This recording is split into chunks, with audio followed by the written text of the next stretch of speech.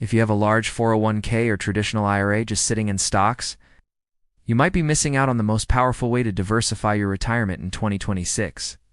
By moving those funds into a self-directed IRA, you can actually use that money to purchase residential rentals, commercial buildings, or even raw land.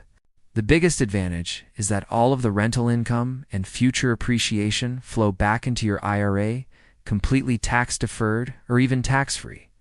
However, the IRS has very strict rules. You cannot live in the property, and you cannot even perform the repairs yourself as a disqualified person. You must use a specialized custodian to hold the title and a non-recourse loan if you need to finance a portion of the purchase price.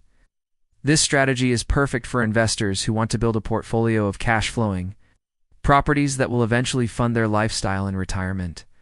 It is also possible to partner your IRA with other investors to buy larger multifamily deals that would be impossible to fund on your own.